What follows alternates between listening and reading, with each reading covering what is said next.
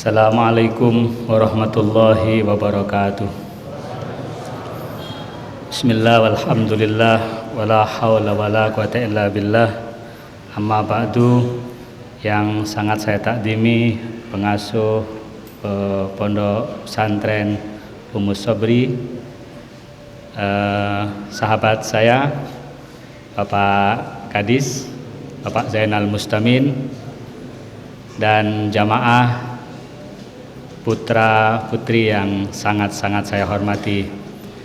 Bapak Ibu sekalian, menjelang Ramadan kemarin kita sangat berharap bahwa usia kita sampai masuk di bulan Ramadan ini.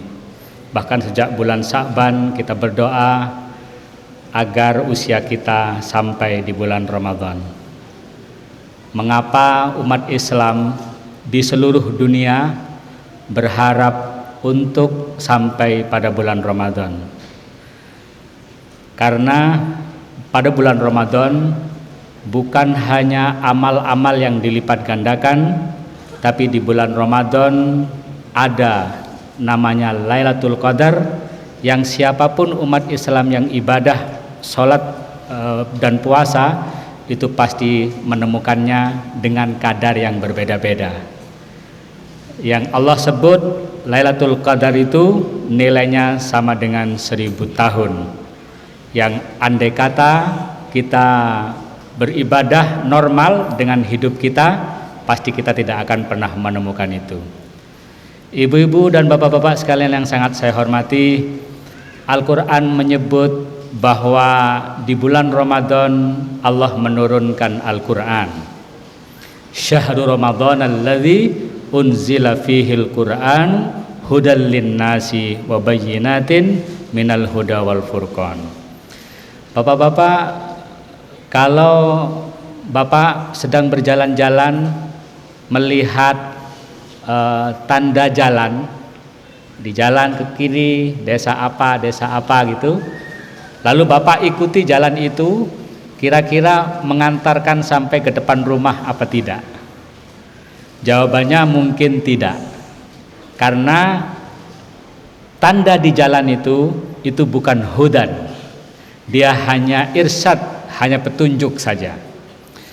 Tapi Al-Quran menyebut dirinya sebagai hudan, artinya dia sebagai hidayah. Hidayah itu artinya petunjuk yang mengantarkan sampai di depan rumah. Jadi kalau ada orang bertanya sama Bapak, di mana rumahnya Bapak Zainal Mustamin? Di arah sana. Lalu Bapak menuju ke sana dan masih bertanya lagi, maka Bapak yang menunjukkan tadi namanya mursyid. Dia hanya memberikan petunjuk yang tidak menyampaikan kepada pintunya Bapak Kadis.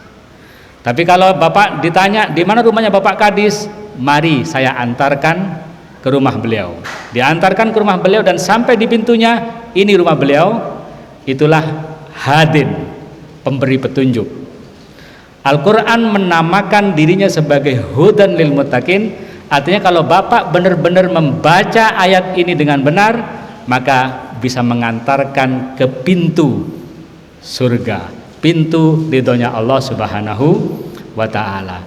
Dalikal kitabu la raiba fihi hudan lil muttaqin alladzina yu'minuna bil ghaib. Al-Quran sebagai hudan. Bapak-bapak dan ibu-ibu sekalian, Al-Quran mengatakan bahwa Al-Quran adalah sebagai petunjuk bagi orang-orang yang bertakwa. Untuk menuju takwa itu banyak jalannya. Kalau bapak-bapak dan ibu-ibu membaca Al-Quran, akan sering menemukan kata la'allakum tattaqun, la'allakum yattaqun. Ada beberapa ayat dalam Al-Quran yang diakhiri dengan kata-kata la'allakum tattaqun. Walakum fil qisasi hayatu ya ulil albabi la'allakum tattaqun. Kalau ayat ini mengatakan kalau kita membalas sesuatu atas balasan orang lain, kalau orang menyakiti kita lalu kita membalasnya dengan adil, maka di dalam balasan itu sesungguhnya ada kehidupan bagi orang-orang yang bertakwa. Termasuk juga berpuasa. Berpuasa menurut Al-Quran bisa mengantarkan kepada takwa. Kutiba alaikumus syamu kama kutiba alal ladzina min qablikum la'allakum tattaqun. Apa takwa itu?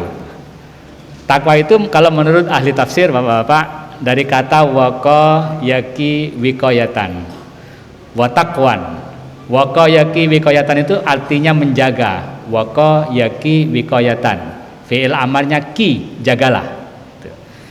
Jadi wiqayatan itu maknanya menjaga. Apa artinya? Artinya kalau kita benar-benar berpuasa dengan baik, bukan hanya pindah jadwal makan ya. Pindah jadwal makan. Biasanya kita kan pindah jadwal makan. Yang seharusnya makan pagi dipindah ke maghrib. Maghribnya yang seharusnya makan siang dipindah setelah sahur, setelah sholat tarawih nanti. Makan malamnya dipindah ke sahur. Jadi antara puasa dengan tidak puasa sama makannya 3 kali. Nah ini sesungguhnya bukan puasa tapi pindah jadwal makan. Nah kalau kita benar-benar bertakwa kepada Allah katanya, benar-benar berpuasa maka bisa mengantarkan kepada takwa. Takwa apa artinya? Takwa menjaga diri kita. Menjaga dari apa? Dari banyak hal. Menjaga dari siksaan Allah Subhanahu wa taala nanti. Kalau di dunia menjaga dari hal-hal yang membahayakan kepada tubuh. Menurut banyak riwayat bahwa puasa itu bisa mensehatkan badan. Sumu tasihu. Puasalah engkau maka engkau akan sehat. Bahkan Bapak-bapak, kalau kita membaca sejarah Al-Qur'an, umat-umat terdahulu juga berpuasa. Bahkan ini untuk ibu-ibu ini, kalau pengen katanya anaknya menjadi hebat, dan bapak juga, bukan hanya ibu-ibu, itu maka tradisi yang dikembangkan oleh para nabi-nabi zaman dulu adalah puasa. Siti Maryam punya putra namanya Isa. Nah ketika dalam keadaan hamil, Siti Maryam itu dia berpuasa. Wakuli inni nadartu lirrahmani sauma wala yukallimal yauma insiya. Jadi pada saat itu Siti Maryam berpuasa. Hanya berpuasanya beda dengan kita. Kalau kita puasanya berhenti makan dan minum. Kalau Siti Maryam puasanya tidak bicara. Karena sama berbahayanya itu. Berbicara dengan makan itu sama berbahayanya, Pak. Katanya para ulama, kalau lidah sakiti hati itu susah untuk disembuhkan. Makanya kadang-kadang bapak-bapak dan ibu-ibu juga penting berpuasa tidak berbicara itu. Nah ibu-ibu katanya kalau mau punya anak hebat ketika hamil kurangi berbicara. Banyak berzikir, banyak baca Quran. Insya Allah katanya putranya itu mirip-mirip Isa alaihissalam.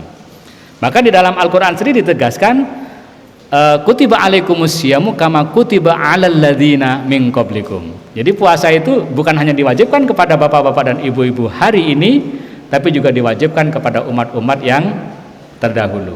Itu artinya puasa menjadi syariat para nabi dan juga syariat umat Islam. Tujuannya apa? Tujuannya la'allakum tattaqun.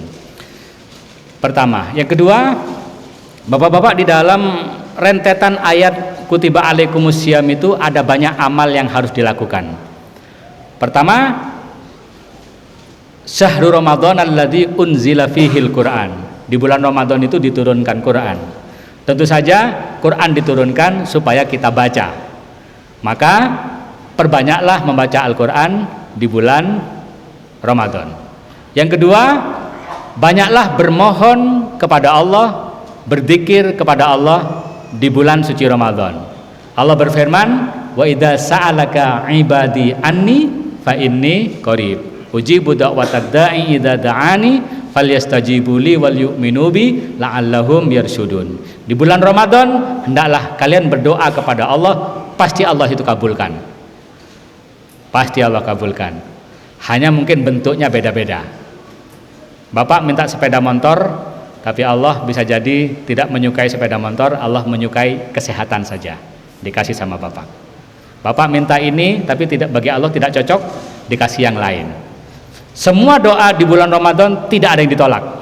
Karena itu janji Allah, wa idza sa'alaka ibadi anni fa inni qarib ujibu da'watad da'i idza da'ani falyastajibu li wal yu'minu bi la'allahum yarsyudun. Banyak berzikir, banyak berdoa, karena Allah di bulan Ramadan ini qarib, dekat pada kita, dekat pada kita. Bahkan di dalam ayat yang lain difirmankan aqrabu ilaikum min hablil warid. Allah lebih dekat dari urat nadi kita sendiri. Urat nadi ini bapak-bapak adalah anggota yang paling dekat dengan kita. Kalau dipotong urat nadi ini, maka kita bisa meninggal saat ini juga.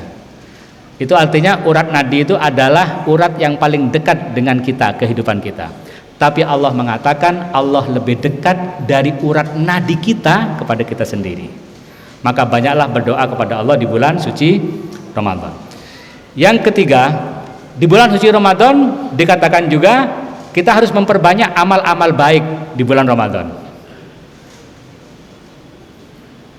Uhilla lakum lailatas siyamir rafasu ila nisaikum hunna libasul lakum wa antum libasul lahun. Katanya bapak-bapak, dulu sebelum ayat ini turun, bapak-bapak yang punya suami, yang punya istri, ibu-ibu yang punya suami, itu ketika puasa tidak boleh melakukan hubungan setelah sahur. Jadi setelah berbuka tidak boleh lagi melakukan hubungan seks. Jadi bolehnya itu hanya mulai buka sampai sahur. Setelah sahur tidak boleh lagi melakukan hubungan itu. Sehingga zaman dulu itu perempuan dan laki-laki yang sudah bersuami istri itu suka nyuri-nyuri. Kadang-kadang melanggar hukum Allah. Makanya Allah berfirman, alimallahu annakum kuntum tahtanuna anfusakum fataba alaikum. Allah tahu bahwa kalau aturannya sangat ketat, itu bapak-bapak dan ibu-ibu bisa melanggar. Maka Allah dikasih ruang. Sekarang pokoknya mulai maghrib sampai terbuka fajar itu boleh melakukan hubungan suami istri. Jadi tidak dibatasi. Kalau dulu nyuri-nyuri, bahkan katanya konon para sahabat dulu dibersamakan dengan buka. Jadi tidak buka nasi dulu atau ngopi dulu, dia melakukan hubungan itu. Dan ada pelanggaran-pelanggaran gitu. Nah, di bulan Ramadan ini sesungguhnya mengajarkan bagaimana etika di dalam berkeluarga. Nah, bapak-bapak, ini kesempatan bagi bapak-bapak dan ibu-ibu juga, termasuk juga anak adik-adik laki-laki yang bapak-bapak tidak pernah membantu ibu masak, misalnya di bulan-bulan selain Ramadan, hari ini bantu masak, mempersiapkan sahur. Kalau tidak bisa masak, ya nyuci piringnya saja, aku yang bantu bu, gitu. Adik-adik yang laki-laki yang biasanya tidak bantu ibu, ikut bantu ibu. Jadi ini adalah ajaran-ajaran yang seharusnya dilakukan di bulan Ramadan. Kalau kita melakukan beberapa amal-amal di bulan Ramadan, ibadah kepada Allah dengan puasa, berdoa, berzikir kepada Allah, kemudian lalu melakukan amal-amal sosial, berbuat baik kepada sesama, bersedekah, berinfak, membantu keluarga, membantu orang tua dan seterusnya, insya Allah puasa kita mampu mengantarkan kita kepada orang-orang yang bertakwa. Amin, amin, ya rabbal alamin. Mudah-mudahan ibu-ibu dan bapak-bapak sekalian, puasa kita mulai awal sampai akhir diterima oleh Allah Subhanahu wa taala. Amin. Mudah-mudahan tarawih kita mulai malam pertama sampai nanti malam terakhir dikabulkan oleh Allah Subhanahu wa taala. Dimasukkan oleh Allah ke dalam surganya bersama Pak Kiai, bersama kita semuanya, Bapak Kadis dan jamaah semuanya di sini. Karena kata Allah, wasiqal ladzina taqau rabbahum ilal jannati zumara, nanti kita ini oleh Allah akan dimasukkan ke dalam surga secara bersama-sama sesuai dengan kelompoknya masing-masing.